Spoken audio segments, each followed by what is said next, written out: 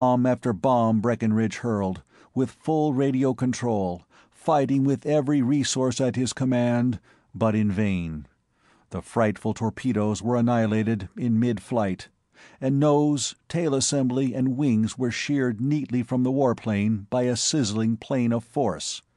Side rockets and torpedo tubes were likewise sliced away, and the helpless body of the Callistonian cruiser, falling like a plummet, was caught and held by a tractor ray.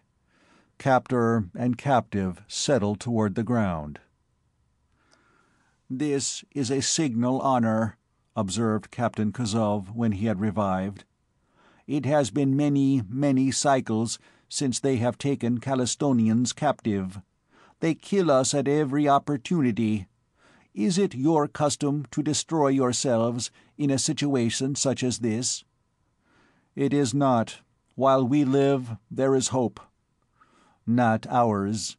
Unless they have made enormous strides in psychological mechanisms, they cannot tear from our minds any secrets we really wish to keep. That is useless," he went on, as King lifted a hand weapon. "You will have no opportunity whatever to use it." And he was right. A searing beam of energy drove them out of the vessel. Then electromagnetic waves burned every metallic object out of their possession. Burning rays herded them into the Hexan sphere and into a small room, whose door clanged shut behind them. "Ah, two are humans of a strange breed," a snarling voice barked from the wall, in the Callistonian language. "Our deductions were accurate, as usual. It is to the humans of Planet 3, whose bodies are a trifle less puny than those of the humanity of the satellites, that we owe our recent reverses. However, those reverses were merely temporary. Humanity, no matter what its breed, shall very shortly disappear from the satellites. Now, you scum of the solar system, you shall be permitted to witness an entrancing spectacle on the way to our headquarters, where all your knowledge is to be taken from you before you die, lingeringly and horribly.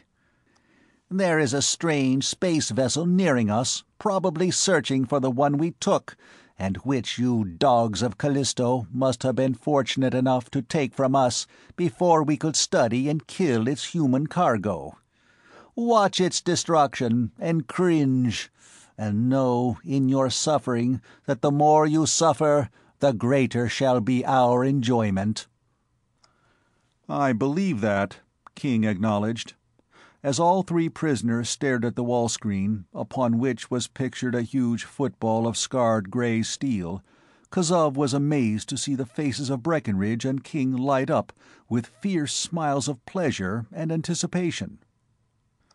"You dissemble well," remarked the Callistonian. "That will rob them of much pleasure."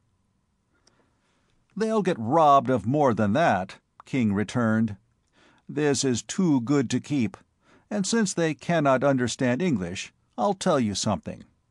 I told you about Stevens. He apparently wasn't killed, as we thought.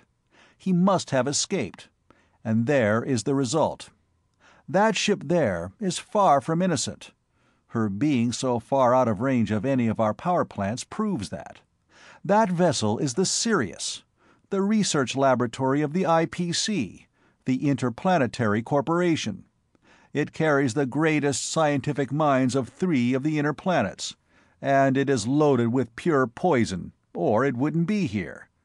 Oh, you Hexans, what you have got coming to you." End of Chapter 8.